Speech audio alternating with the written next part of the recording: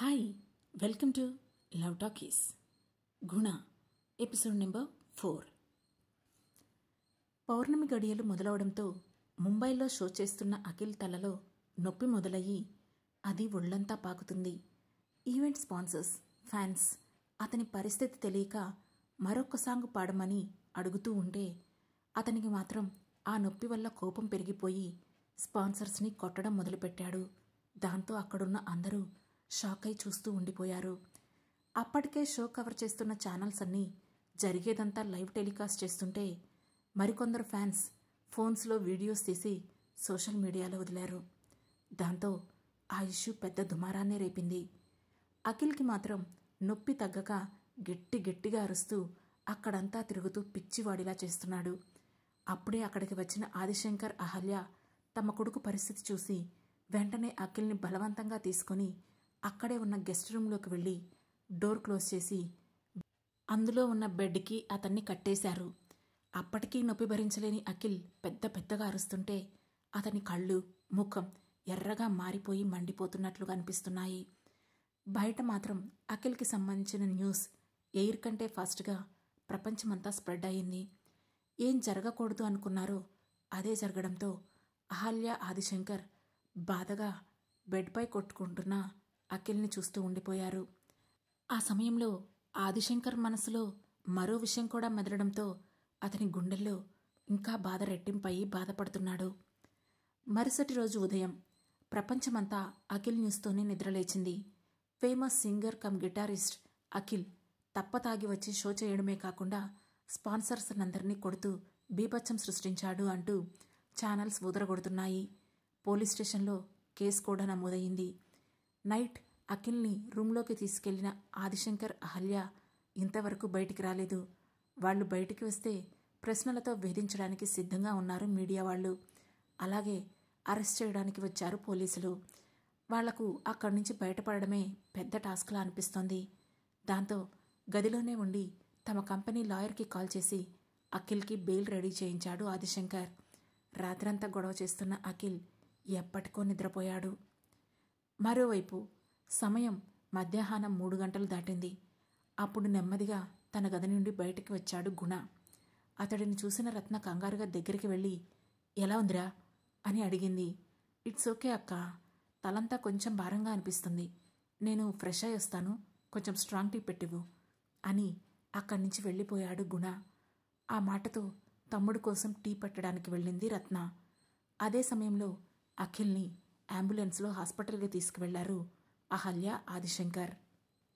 ప్రతి పౌర్ణమి తర్వాత అఖిల్కి మరుసటి రోజుకే మెలకువ వచ్చేది. కానీ ఈసారి అతని ఇంకా స్పృహలోకి రాకపోవడంతో అఖిల్ని హాస్పిటల్లో అడ్మిట్ చేశారు. డాక్టర్స్ చెక్ చేసి డ్రిప్స్ పెట్టి రకరకాల టెస్టులు రాశారు. అహల్య అదంతా చూస్తూ కొడుకు పరిస్థితి గురించి బాధపడుతూ ఏడుస్తూనే ఉంది.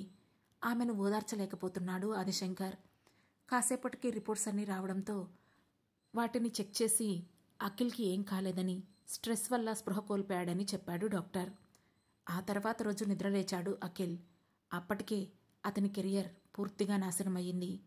అతను డ్రగ్స్ తీసుకుంటాడని, మ్యూజిక్ పేరు చెప్పి అమ్మాయిలను వాడుకుంటాడని ఇలా ప్రపంచమంతా ఎవరికి తోచింది వాళ్ళు మాట్లాడుకుంటూ ఉన్నారు. తన గురించిన ఆ న్యూస్ను సోషల్ మీడియాలో చూసిన అఖిల్ తట్టుకోలేక 2 చేతులతో తల పట్టుకొని ఆ అని అరుస్తూ పక్కనే ఉన్న మెడిసిన్స్ను నేలపైకి విసిరికొట్టాడు. చేతికి ఉన్న సెలైన్ను లాగిపడేశాడు.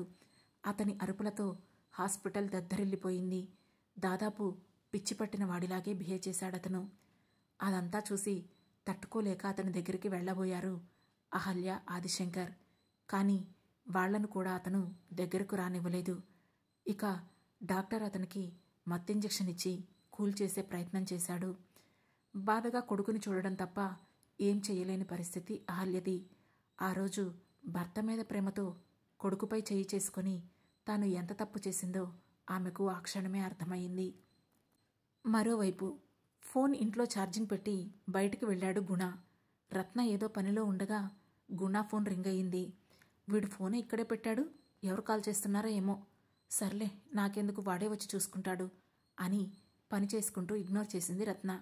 కానీ ఆ ఫోన్ ఆగకుండా మళ్ళీ మోగుతూనే ఉండడంతో ఇక తప్పదన్నట్లు రత్న వెళ్ళి కాల్ తీసి చూసింది. ఏదో తెలియని నెంబర్ నుంచి కాల్ వస్తూ ఉండడంతో నా తమ్ముడికి ఎవరు ఫోన్ చేస్తూ ఉంటారు అనుకుంటూనే కాల్ లిఫ్ట్ చేసింది. వెంటనే అవతలి వైపు నుంచి హలో ఆర్ యు మిస్టర్ గుణ అని ఓ లేడీ వాయిస్ వినిపించింది. అది విని ఇదేంటి ఎవరో ఆడలేడీస్ ఫోన్ చేసి ఏదో అడుగుతున్నారు, పేరు చెబుతుందంటే బహుశా గుణ ఎవరినైనా లవ్ చేస్తున్నాడో ఏమో, ఆ అమ్మాయి అయి ఉంటుంది అని మనసులోని అనుకున్న రత్న హలో హలో నేను రత్నాని, గుణ సిస్టర్ని మాట్లాడుతున్నాను, నీకు సిస్టర్ ఇన్లా అవుతాను అని అంది.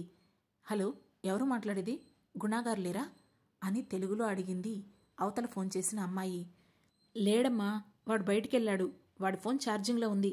ఇంతకీ నీ పేరేంటి, మా తమ్ముడు నువ్వు ఎప్పటినుంచి లవ్లో ఉన్నారు, చూసావా చిన్నప్పటి నుంచి కలిసి పెరిగాం, కనీసం వాడు నాకు ఒక్క మాట కూడా చెప్పలేదు అని ఊపిరి తిప్పుకోకుండా మాట్లాడుతూనే ఉంది రత్న. హలో హలో ఆగండి ఆగండి, నేను మీ తమ్ముడు లవర్ని కాదండి, పరమేశ్వర గ్రూప్స్ నుంచి కాల్ చేస్తున్నాను. నా పేరు అంజు. మొన్న మీ తమ్ముడు మా కంపెనీకి ఇంటర్వ్యూకి వచ్చారు, తను సెలెక్ట్ అయ్యారు. రేపు ఓసారి ఒరిజినల్ సర్టిఫికెట్స్తో ఆఫీస్కి వస్తే మిగిలిన డీటెయిల్స్ చెప్తారు, ఆ విషయం చెప్పడానికే కాల్ చేశాను అని అంది అంజు. ఆ మాటతో ఓ అవునా, సారీ మేడం, మా తమ్ముడికి ఎప్పుడూ ఆడలేడీస్ ఫోన్ చేయలేదు, సడన్గా మీరు చేసేసరికి లవరేమో అనుకున్నాను, ఏమనుకోకండి అని నవ్వుతూ అంది రత్న. పర్వాలేదులేండి, మీరలా అనుకున్నా పర్వాలేదు, ఎలాగూ మీ తమ్ముడు మా కంపెనీలోనే జాయిన్ అవుతారు కదా, త్వరలోనే మీరు అనుకున్నట్లే చేసేద్దాం. ఇప్పుడు మాత్రం గుణాగారు వస్తే నేను కాల్ చేశానని చెప్పండి అని చెప్పి ఫోన్ కట్ చేసింది అంజు. ఆమె అన్న మాటలు అర్థం కాకపోయినా తమ్ముడికి జాబ్ వచ్చిందని హ్యాపీగా ఫీల్ అయిన రత్న వెంటనే బయటికి వెళ్ళి పావని, నీలిమా ఏం చేస్తున్నారే, నా తమ్ముడికి ఉద్యోగం వచ్చింది, ఇక మా కష్టాలన్నీ తీరిపోయినట్లే అని అరుస్తూ సంతోషంగా చెప్పింది రత్న. ఆమె అరుపులు విని అప్పటికే బయటకు వచ్చిన పావని అవున రత్న, మంచి వార్త చెప్పావు అని సంతోషపడితే నీలిమ మాత్రం మూతి తిప్పుకుంటూ సరే సర్లే, నీ తమ్ముడికి ఉద్యోగం వస్తే నీకెందుకంట అంత సంబరం, ఈరోజు ఉద్యోగం వచ్చింది, రేపు పెళ్ళయి పెళ్ళాం వస్తుంది, ఎల్లుండి పిల్లలు పుడతారు, ఇందులో వింతేముంది, కానీ నీ గురించి తలుచుకుంటేనే నాకు బాధగా ఉంది రత్న అని వెంటనే తన చూపును జాలిగా మారుస్తూ అంది. ఆమె మాటలు అర్థమవని రత్న అదేంటి నా గురించి బాధెందుకు, వాడికి ఉద్యోగం వస్తే నన్ను మహారాణిలా చూసుకుంటాడు, ఇంక నాకేం బాధుండదు అని అంది రత్న. అలా అనుకుంటే నువ్వు పొరబడినట్లే రత్న, పెళ్ళాం వచ్చాక చిన్నప్పటి నుంచి పెంచిన తల్లి తండ్రిని రోడ్డు మీద పడేస్తున్న రోజులివి, అలాంటిది అక్కవి నువ్వెంత, అందుకే నేను ముందు నుంచి చెప్పేది డబ్బులన్నీ నీ తమ్ముడికి ఎందుకు ఇస్తావు అని, నువ్వు నా మాట విన్నావా అని అడిగింది నీలిమ. అప్పటి వరకు వాళ్ల మాటలు సైలెంట్గా విన్న పావని నీలిమ ఏం చెబుతుందో అర్థమయ్యి ఆపు నీలిమ, ఏంటా మాటలు, రత్న ఏదో తన ఆనందం పంచుకుందామని ఇక్కడికొస్తే నువ్వేంటి తనను అలా కన్ఫ్యూజ్ చేస్తున్నావు, అదేదో వాగుతుందిలే రత్న, నువ్వేమీ పట్టించుకోకు అని అంది. ఆ మాటతో మూతి 3 వంకర్లు తిప్పిన నీలిమ ఏమోనమ్మా, లోకం పోకడిప్పుడు అలాగే ఉంది, నేను కూడా అదే చెప్పాను, అంతకుమించి నాకు వేరే ఉద్దేశం ఏమీ లేదమ్మా అని అంది. చాలు చాలే, బాగానే చెప్పావు, పచ్చగా ఉన్న వాళ్ళని చూస్తే కొంచెం కూడా ఓర్చుకోలేవు, ఆ విషయం మాకు తెలీదా, కానీ ఈ రత్న మాత్రం పోయి పోయి అన్నీ తీసుకొచ్చి నీకే చెబుతుంది అని విసుక్కుంది పావని. అబ్బో, ఇప్పుడు నన్ను అంటున్నారు కానీ ఇక ముందు జరగబోయేది అదే, చూడు రత్న, ఈరోజు డేట్ రాసి పెట్టుకో, ఖచ్చితంగా నీ తమ్ముడు గుణ పెళ్ళయ్యాక నిన్ను తన భార్య కింద పని మనిషిలాగే చేస్తాడు, అప్పుడు ఏడవటం కన్నా ఇప్పుడే నీ జాగ్రత్తలో నువ్వు ఉండు అని చెప్పి విసవిస లోపలికి వెళ్ళిపోయింది నీలిమ. అప్పటికే ఆమె మాటలకి ముఖం వాడిపోగా అదేంటి పావని అది అలా అంటుంది, నిజంగా నా తమ్ముడు అలా చేస్తాడా అని బేలగా అడిగింది రత్న. దాని మాటలకేం కానీ ఒకటి చెప్పనా రత్న, ఎవ్వరూ మనవాళ్ళు కాదు, కడుపున పుట్టిన పిల్లలే చూడని రోజులివి, గుణ అలాంటి వాడు కాదు, కానీ పెళ్ళాం వస్తే ఎవరు ఎటు మారతారో చెప్పలేం, కాబట్టి కొంచెం జాగ్రత్త పడు అని అంది పావని. ఇక ఆ మాటతో రత్న మైండ్ అంతా పాడవడంతో బాధగా అక్కడి నుంచి ఇంట్లోకి వెళ్ళిపోయింది. మరోవైపు ప్రణవి అలియాస్ పింకీకి కూడా జాబ్ కాల్ రావడంతో ఆమె ఆనందానికి హద్దులేదు. అదే విషయాన్ని తన ఫ్రెండ్స్ గ్రూప్లో పెట్టింది. దాంతో అందరూ షాక్ అయ్యారు. నీకు జాబ్ ఇచ్చిన ఆ తలమాసిన వెధవ ఎవడే అని కూడా అన్నారు. వాళ్ళ మాటలకి ఏ మాత్రం ఫీల్ అవ్వకుండా దాదాపు 2 గంటలు చాట్ చేస్తూ తర్వాత తన తెలివితేటలతోనే జాబు సంపాదించినట్లు కలరింగ్ ఇచ్చింది ప్రణవి. ఇంతలో ఆఫీస్ నుంచి వచ్చిన లత అలసిపోయినట్లు వెళ్ళి సోఫాలో కూర్చుంది. ఆమెను చూసి, లత, నువ్విక జాబ్ మానేయాలి అని అంటూ తల్లి దగ్గరికి వెళ్ళి కూర్చుంటూ చెప్పింది ప్రణవి. ఎందుకట అని కళ్ళు మూసుకొని అడిగింది లత. నీ కూతురికి జాబ్ వచ్చింది లత. ఇప్పుడు నేను డాడీ కష్టపడుతున్నాం కదా, మళ్ళీ నువ్వెందుకు కష్టపడ్డాం? పైగా మేమిద్దరం అలసిపోయి ఇంటికొచ్చినప్పుడు నువ్విలా ముఖం వేలాడేసుకుని ఉంటే చాలా బాగోదు అని వెటకారం గర్వం మిక్స్ చేసి అంది ప్రణవి. అంటే ఏంటి? ఇన్ని రోజులు నేను మీ నాన్న జాబుకు వెళ్ళిపోతే నువ్వు ఇంట్లో ఉండి కష్టపడి వండి వార్చిపెట్టావా అని వెటకారంగా అడిగింది లత. ఆ మాటకు ఒక వెర్రి నవ్వు నవ్వి, అంటే అంత పెద్ద పెద్ద పనులు కాకపోయినా ఏవో చిన్న చిన్నవి చేశాను కదా లత అని అడిగింది ప్రణవి. ఏంటి, మ్యాగీ కోసం కూడా ఇంట్లో ఉన్న గిన్నెలన్నీ వాడి సింకులో పడేయటం, టీ పెట్టుకోవడానికి గ్యాస్ స్టవ్ మొత్తం రోత చేయడం, ఏమైనా తింటే ఇల్లంతా పడేయడం, రోజుకి 4 డ్రెస్సులు మార్చి పడేయడం, ఇదేనా పనంటే అని వెటకారంగా అడిగింది లత. కానీ మమ్మీ, నువ్విక్కడ ఒక విషయం మర్చిపోతున్నావు. ఇప్పుడు నేను ఆఫీస్కి వెళ్ళాననుకో, నీకు ఇలాంటి చిరాకు పనులన్నీ ఉండవు కదా, నీ పని కూడా తగ్గిపోతుంది కదా. సో నువ్విలా కూడా ఆలోచించవచ్చు అని తానేదో తెలివిగా మాట్లాడుతున్నట్లు ఫేస్ పెట్టింది ప్రణవి. ఆ మాటతో పెద్దగా నవ్వేసిన లత, సరే ఇక నీ పిచ్చివాగుడాపే, నాకసలే బాగా హెడ్డేక్గా ఉంది, నువ్వు దాన్ని ఇంకా పెంచుకో, రేపు వెళ్ళి మీ ఆఫీసులో వాళ్ళకి పెంచు అని చెప్పి అక్కడి నుంచి లేచి వెళ్ళిపోయింది. పూర్ మమ్మీ, ఎప్పుడు ఇంతే, నేను చెప్పేది అస్సలు వినదు అని మూతి 3 వంకలు తిప్పిన ప్రణవి లేస్ ప్యాకెట్ తెచ్చుకొని కార్టూన్ పెట్టుకొని తింటూ చూడడం మొదలుపెట్టింది. మరోవైపు ఎప్పటికో ఇంటికి వచ్చాడు గుణ. అతను ఎప్పుడొస్తాడా, ఆ ఇంట్లో అక్కా తమ్ముడికి ఎప్పుడు గొడవ అవుతుందా అని గోడ దగ్గరే నక్కి నక్కి చూస్తోంది నీలిమ. మరోవైపు పావనికి కూడా రత్నాగుణ మధ్య డిస్కషన్ ఎలా ఉంటుందో అనే చిన్న క్యూరియాసిటీ ఉంది. కానీ అదే సమయంలో ఆ ఇంట్లో నుంచి నాన్ వెజ్ గుమగుమలు వస్తూ ఉండడంతో గొడవ అవ్వదేమోననే నిరాశ ఇద్దరిలోనూ చోటు చేసుకుంది. గుణ ఇంటికి వచ్చేసరికి ఇంట్లో నుండి మసాలా గుమగుమలు ఘాటుగా వస్తున్నాయి. అది చూసి వాసన ఎగబిల్లిస్తూ, ఏంటక్కో ఏదో స్పెషల్ చేస్తున్నావు, ఏంటి విశేషం అని అడుగుతూనే లోపలికి అడుగుపెట్టాడు గుణ. ఈరోజు మా తమ్ముడికి జాబ్ వచ్చిందిలే, అందుకే ఈ స్పెషల్ అంటూ వంటగదిలో నుంచి బయటికి వచ్చింది రత్న. ఏంటి, జాబ్ వచ్చిందా? ఏం జాబ్ వచ్చింది, ఎవరికొచ్చింది, అయినా ఈ విషయం నీకెవరు చెప్పారు అని డౌట్గా అడిగాడు గుణ. నీకే వచ్చిందిరా, ఎవరికో వస్తే నేను ఈ స్పెషల్ ఎందుకు చేస్తాను?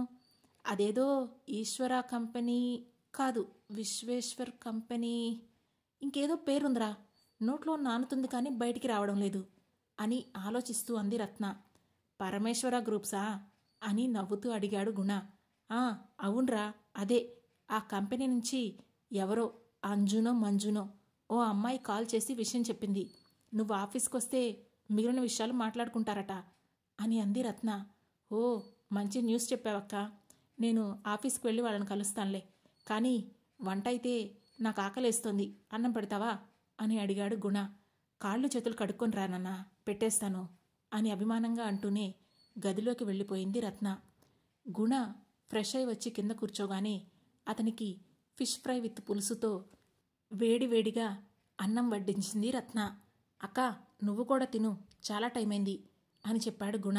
లేదులేరా, తర్వాత తింటాను, ముందు నువ్వు కడుపు నిండా తిను, నువ్వు తింటే చాలు నా కడుపు నిండిపోతుంది అని ప్రేమగా చెప్పింది రత్న. ఆమె అభిమానానికి కళ్ళలో నీళ్లు తిరుగుతూ ఉండడంతో అన్నం కలిపి మొదటి ముద్దను రత్నకు పెట్టి ఆ తర్వాత అతను హ్యాపీగా భోజనం చేశాడు. తాము అనుకున్నట్లు గొడవేం జరగకపోవడంతో టైం అంతా వేస్ట్ అయింది అని అనుకుంటూ ఇక ఆ గోడ దగ్గర నుంచి లోపలికి వెళ్లారు నీలిమ, పావని. అదే సమయంలో హాస్పిటల్లో డాక్టర్ ఎదురుగా కూర్చొని ఉన్నారు అహల్య, ఆదిశంకర్. డాక్టర్, మా అఖిల్ పరిస్థితి ఏంటి అని కంగారుగా అడిగాడు ఆదిశంకర్. ఆ మాటకు సైలెంట్గా అతని వైపు చూశాడు డాక్టర్. అతని సైలెన్స్ చూసి టెన్షన్ పడుతూ, చెప్పండి డాక్టర్, మా అఖిల్కి ఎలా ఉంది వాడికేమైంది అని మళ్ళీ అడిగింది అహల్య.